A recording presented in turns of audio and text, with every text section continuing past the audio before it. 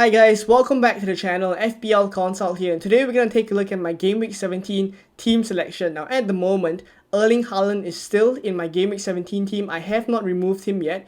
We have already heard from Pep once, which was before the Champions League. I'll share with you guys exactly what he said and my plans for Erling Haaland thereafter. But we will hear from Pep again on Friday just before the deadline, and that's when I will make my final decision. But I thought I'd share with you guys what I plan to do with that Erling Haaland situation, which a lot of us are struggling with right now. So hopefully you guys enjoy this video and find some value in it. If you do, please give it a like and also subscribe as well if you are new around here. Once again, shouting out the Christmas charity drive that we are still doing. It's ongoing and it will end on Christmas.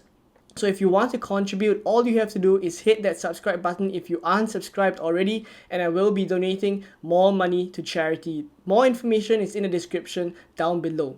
So moving on to my Game Week 16 team very quickly before we jump into Game Week 17. I got a massive green arrow in Game Week 16 all the way up from 909k to 508k in the world. So I'm just shy of the top 500k. I'm pretty pleased with the momentum. Hopefully we can push into the top 500k in Game Week 17. I scored 70 points, but I took a hit last week, so the net was 66 points, and it was enough for a big green arrow. So very pleased with it. In terms of my scores, Dubravka got 2 points. I doubled up on the Newcastle defense, but of course they conceded 4 goals against Spurs, so both of them blanked. Tsimikas also unfortunately did not keep a clean sheet because of Crystal Palace's penalty.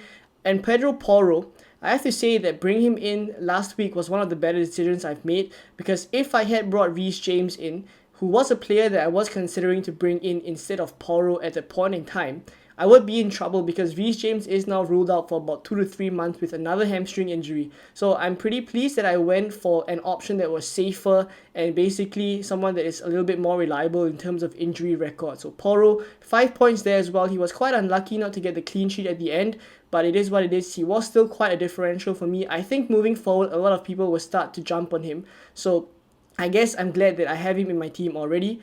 In midfield, Palmer blanked.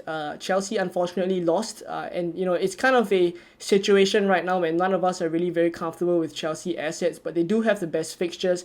I have Palmer right now. I think he'll just be the only Chelsea asset that I look to have for the coming game weeks, at least until I see something more from Chelsea. For Salah, 26 points because he's my vice captain. Haaland, of course, didn't play against Luton and the vice captaincy was activated, so thankfully I put it on Salah. Let me know who you guys had it on. I know some people had it on Son, who ended up scoring 17 points, 2 assists, a goal and 3 bonus points, so he's incredibly consistent right now. Son scoring loads of points as well. He will definitely be in my team all the way up till the Asian Cup. And then there's Adingra, who came up really good here, 10 points, finally repaying my faith and keeping him all this while. So I think he was a massive differential for me, one that actually shot me up quite high, which contributed to the green arrow this week. Saka blanked, Archer blanked, and of course Darwin Núñez also blanked. So there we go for Game Week 16. Let's take a look at my Game Week 17 team now. So looking ahead now into Game Week 17, this is how the team is looking like. I've already used my one free transfer earlier on in the week, as mentioned in the transfer plans video if you guys caught that one. But basically, right after the Game Week 16 deadline, I did Archer up to Solanke because I already knew that was a move I wanted to make, and I did need to upgrade Archer because I wasn't comfortable playing either Archer or Adingra in Game Week 17. So having made that move, this is how the team is looking like. And if I do have to make further transfers, which we will discuss later on, specifically on Erling Haaland, then I will have to take a hit for that. So do bear that in mind. And covering the players one by one now, let's start with the keeper. For Dubravka, there was a little bit of an injury scare before the Champions League. It turned out to be that he was ill, and that's why Eddie Howe was a bit coy. And he ended up starting the game against AC Milan. Of course, Newcastle lost that 1-2-1, but he came out of the game unscathed, so that was pretty good. He will be playing against Fulham, so I'm happy to at least have a playing keeper. Areola is still a bit of a doubt. There's some rumours that he's maybe returning to training, so it remains to be seen. We may get an update from David Moyes before the deadline. So that's for the keeper situation. In defense, I have Pedro Porro, Livramento, and Tsimikas. For this game week in Game Week 17, my defense kind of picks itself because Gehi and Taylor on the bench. For Taylor, he's suspended. Gehi's playing Man City. So these are kind of the 3 best defenders that I can field right now. For Porro and Tsimikas, I actually have no issues playing them at all. Pedro Porro plays Nottingham Forest. Tsimikas against United at Anfield. I actually think he keeps a clean sheet. I think Manchester United are just doing so badly right now that at Anfield, missing players like Bruno Fernandes, players like Harry Maguire and Luke Shaw in the defense as well. I definitely think that's a match that Liverpool attackers and defenders alike can do really well. So I'm pretty happy. I'm actually tripled up on them in this team right now. For Livramento, it's kind of a tricky situation. He will be playing in Game Week 17, but Dan Burn is back. So Dan Burn being back possibly means that Livramento's minutes could be reduced. So that was how I was feeling going forward after I received the news just before the Newcastle game against AC Milan. And then during the AC Milan game, Kieran Trippier got injured.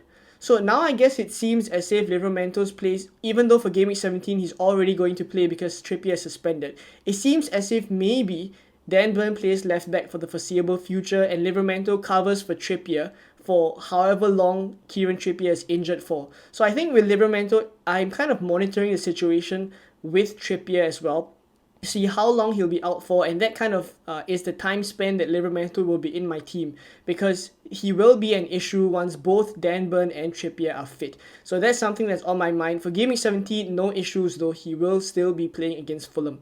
So in the midfield, it's Palmer, Salah, Son, and Saka. Now for Salah, Son, and Saka, as I mentioned, these three are pretty much template picks. I think they do really well for the next coming game weeks. There's no real issues with them whatsoever.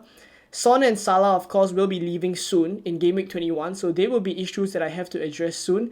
As for Palmer, as I mentioned, he's on 4 yellow cards, and Chelsea aren't doing super well right now. But I'm happy just to have an enabler in Palmer, given the fixtures that they have moving forward. Right? It seems as if Nkunku will be back soon, so how that affects Palmer also remains to be seen, but I think he should still be on penalties, and he does look quite lively as well. So until he picks up that 4th yellow, I think for the time being, I don't have any plans to ship him out. He has Sheffield at home in Game Week 17, hopefully he does well there.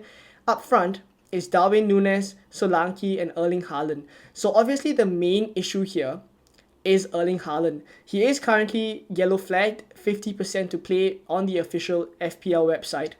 And we heard from Pep basically before the Champions League game for Man City that he said Haaland will be back, I think, on Thursday, and then we'll see how he feels. So basically, it's kind of a different tone that he's taking now that he did initially take before the Luton game. Because before the Luton game, he was saying it was pretty much as if Haaland wouldn't be fit until possibly they go to Saudi Arabia for the Club World Cup.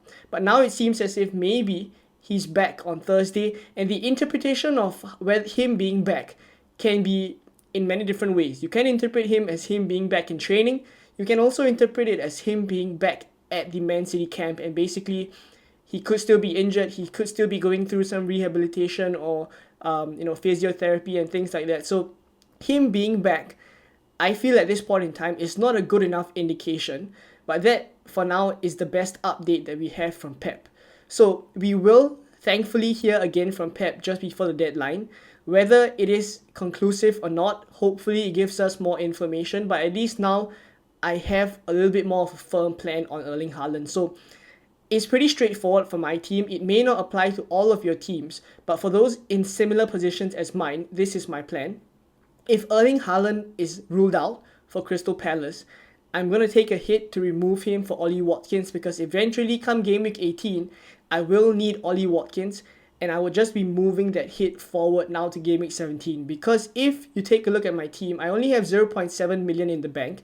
Come Game Week 18, I will have to upgrade. If I've kept Haaland, let's say I don't take the hit this week, if I've kept Haaland, you move forward to Game Week 18, I will be keeping Haaland, of course. If I haven't sold him now in Game Week 17, I would keep him for Game Week 18. And then I have to upgrade Darwin Núñez, who plays Arsenal, up to Ollie Watkins, and that will be for a hit because I only have 0.7 million in the bank, which is not enough to do Darwin Núñez up to Ollie Watkins. So eventually, either in Game Week 17 or Game Week 18, I have to take a hit. If Haaland is out, it's pretty straightforward. I remove him for Watkins now. If Haaland is fit, then it's straightforward also. I keep him. Right, so at least for now, that is the plan. Depending on what Pep says, if it's inconclusive, I think I'm also likely to take the hit. Right, so because Adingra's on the bench, he plays Arsenal, I don't think he's due a rest for quite a while now. I don't think he will be played against Arsenal, right? So let's see what happens there. But at least for now, I don't really want to rely on Adingra. So I'm very ready to take the hit for Haaland if necessary. So currently, that is my plan. And I think hopefully on the deadline stream on Friday, which is as usual 3 hours for the deadline, you can join me there. I will probably make my transfer on stream, right? So there we go. This is how the team is looking like. I haven't slapped on the captain's armband yet, and I've left it out of this video because it kind of differs. If Pep says Erling Haaland is definitely going to play, which we probably won't hear that, but if Pep says that, then it will be on Haaland, because I do think like he's still the best captain against Crystal Palace at home if he starts for sure.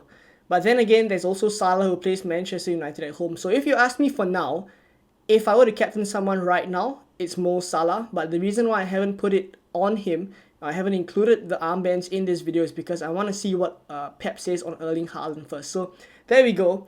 Hopefully it wasn't too confusing, this last part on Erling Haaland, but this is how my team is likely to look like for Game Week 17.